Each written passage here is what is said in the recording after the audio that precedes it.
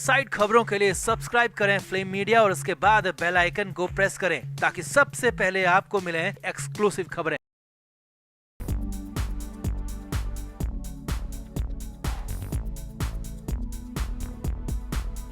संजय राउत अपने बड़बोलेपन की वजह से कई बार मुश्किलों में आए हैं, कई बार बयान को वापस तक लेना पड़ा है, लेकिन इस बार तो 24 घंटे के अंदर ही संजय राउत को अपना बयान वापस लेना पड़ा है। 24 घंटे के अंदर ही संजय राउत को यू टर्न लेना पड़ा है। और यही नहीं, उद्धव ठाकरे ने, पार्टी के प्रमुख ने समर्थकों के सामने, जी हाँ, किसी और के नहीं बल्कि संजय राउत के ही समर्थकों के सामने संजय राउत को बुरी तरह से फटकारा, डांटा और यहाँ तक कि बुरी तरह से वहां पर हड़का दिया। संजय राउत चुपचाप रहे और खुद उद्धव ठाकरे को भी चुप कराते रहे, लेकिन उद्धव ठाकरे माने नहीं। तो क्या ऐसा हो गया, क्यों अमित शाह बन गए वजह, दिखाते हैं आपको, बताते हैं सब कुछ। आप भी इस वीडियो को शेयर करें, कमेंट बॉक्स में अपनी राय जरूर दें।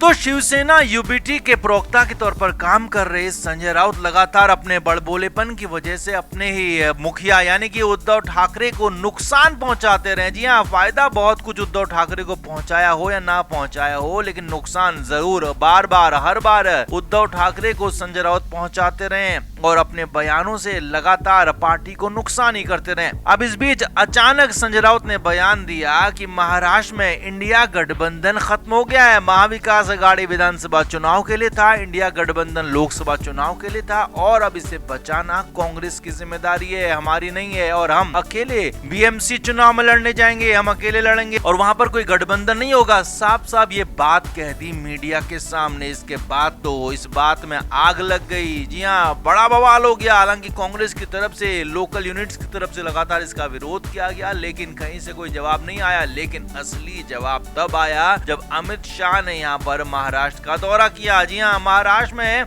अमित शाह ने जब एंट्री की तो यहाँ पर हमला किया शरद पवार पर, उद्धव ठाकरे पर और साफ साफ कहा कि इन दोनों की विश्वासघात की राजनीति, जोड़ तोड़ की राजनीति को जनता ने खत्म कर दिया है और साबित कर दिया है कि असली शिवसेना कौन है, नकली शिवसेना कौन है। जी हाँ, उद्धव ठाकरे को और उनकी पार्टी को अमित शाह ने नकली कह दिया। यही नहीं, शरद पवार को भी नकली कह दिया, विश्वासघाती कह दिया। अमित शाह ने कहा कि जनता ने साफ कर दिया है कि बाला साहब की असली शिवसेना एकनाथ शिंदे वाली है, तो असली एनसीपी भी अजीत पवार वाली है और उद्धव ठाकरे और शरद पवार के पास जो पार्टियां हैं वो नकली हैं और वो फर्जी काम कर रहे हैं। अब इस बीच बार बार अमित शाह की तरफ से पहले भी हमले होते रहे, लेकिन ये हमला बहुत बड़ा हमला था क्योंकि बीच में माना जा रहा था कि उद्धव ठाकरे बीजेपी के करीब जा सकते हैं, बीजेपी के पास जा सकते हैं। तो यहाँ पर अमित शाह ने जब हमला किया तो साफ हो गया कि हाल फिलहाल तो उद्धव ठाकरे को बीजेपी में जगह मिलने वाली नहीं है। और उसके तुरंत बाद उद्धव ठाकरे एक्टिव हो गए क्योंकि एक तरफ तो बीजेपी में जगह मिल नहीं रही है, कांग्रेस को संजय राउत नाराज किए जा रहे हैं, तो यहीं पर इसी वजह से उद्धव ठाकरे भड़क गए। जी हाँ, उद्धव ठाकरे ने तुरंत ही संजय राउत को तलब कर दिया। सूत्रों के मुताबिक संजय राउत अपने समर्थकों के साथ पहुंचे तो उन्हें कुछ बोलने तक का भी इंतजार नहीं किया गया। संजय राउत को सबके सामने, उनके समर्थकों के सामने बुरी तरह से फटकारा गया, डांटा गया कि आपने मीडिया में बयान दिया कैसे, जब आपको पहले भी बार बार कई बार कहा गया है कि बिना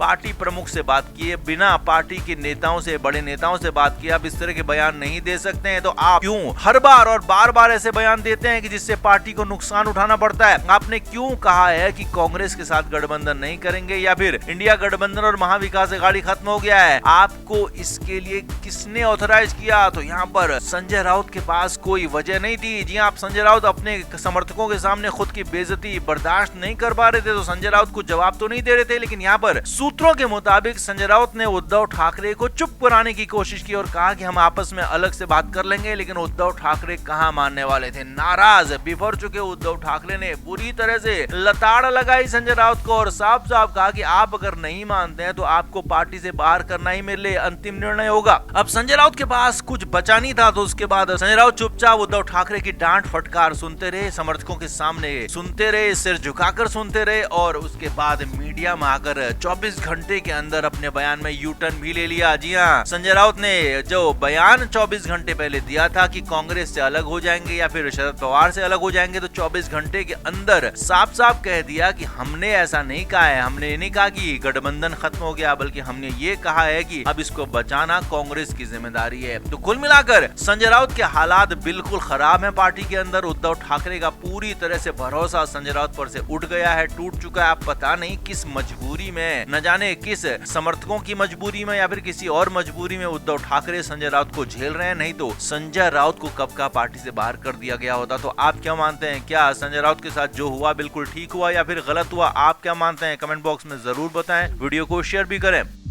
तो पिछले कुछ दिनों में उद्धव ठाकरे के बेटे आदित्य ठाकरे 3 बार, जी हाँ, 1 नहीं 2 नहीं बल्कि 3 बार मुख्यमंत्री देवेंद्र फडणवीस से मिल चुके हैं और उनकी तारीफ भी कर रहे हैं। अब तक जो आदित्य ठाकरे हर बार बार मुख्यमंत्री देवेंद्र फडणवीस को ईवीएम की सरकार वाले कहते थे, तो इस बार बिल्कुल बदले हुए सुर में दिख रहे हैं। उनका ये कहना है कि हम विपक्ष में हैं और पक्ष और विपक्ष को मिलकर काम करना चाहिए। यहाँ तक कि देवेंद्र फडणवीस की तारीफ भी कर दी। अब ये सब कुछ ऐसे ही नहीं हुआ है, जी हाँ, इसके पीछे भी बहुत सारी वजह हैं, बहुत सारे एजेंडे बताए जा रहे हैं। अब सूत्रों के मुताबिक खबर है कि इस मुलाकात को लेकर भी दोनों तरफ से बातचीत हुई, डील हुई थी। जी हाँ, आधी रात में फोन कॉल तक की खबरें हैं। खबर ये है कि उद्धव ठाकरे की तरफ से रात में फोन किया गया था, मांग की गई थी कि वो मिलना चाहते हैं, अपने बेटे को मिलवाना चाहते हैं। और इस बार दोनों तरफ से बातचीत की गई कि शर्तें क्या होंगी, कैसी होंगी। जी हाँ, इसी को लेकर मुलाकात हुई। अब आप ध्यान से समझिए, दोनों तरफ से 3-3 शर्तें रखी गई। अब खबर यह है कि बीजेपी की तरफ से 3 शर्तें रखी गई हैं। सूत्रों के मुताबिक सबसे पहली शर्त यह है कि पब्लिक में फडणवीस सरकार की तारीफ तो करनी ही है, लेकिन यहाँ पर सिर्फ और सिर्फ मुख्यमंत्री देवेंद्र फडणवीस की ही तारीफ करनी है। यानी कि बाकी के 2 डिप्टी सीएम एकनाथ शिंदे और अजित पवार की तारीफ नहीं करनी है, बल्कि इस सरकार को पूरी तरह से फडणवीस सरकार कहना है और फडणवीस सरकार की ही तारीफ करनी है, मुख्यमंत्री फडणवीस की ही तारीफ करनी है। दूसरी बड़ी शर्त बीजेपी की तरफ से यह रखी गई है कि बीएमसी चुनाव में साथ लड़ने की जिद नहीं करेंगे। जी हाँ, अकेले लड़ेंगे। ये बहुत बड़ी खबर है। यानी कि बीएमसी चुनाव में बीजेपी भी अकेले चुनाव लड़ना चाहती है और यहाँ तक कि शिंदे गुट को भी साथ में नहीं लेना चाहती है, महायुति को साथ नहीं लेना चाहती है। और इसीलिए यहाँ पर शिवसेना यूबीटी से भी कह दिया कि आप भी अकेले चुनाव लड़ें, कांग्रेस के साथ नहीं लड़ें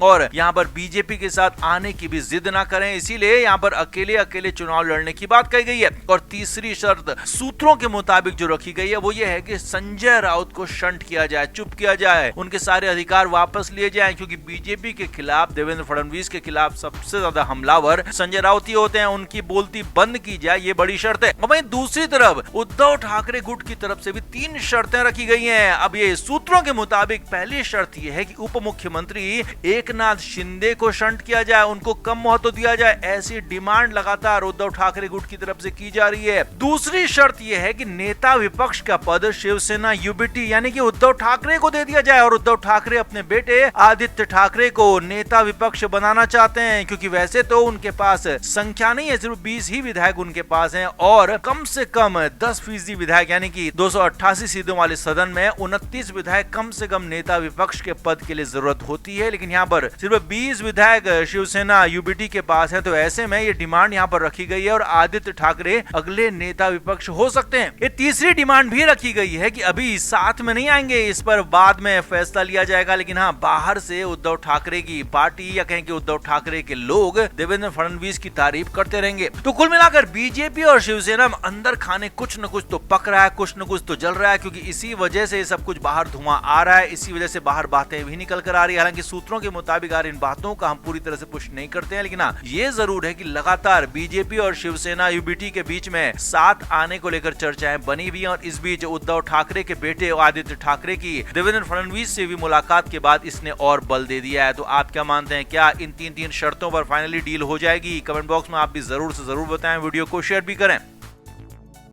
फ्लेम मीडिया रिपोर्ट।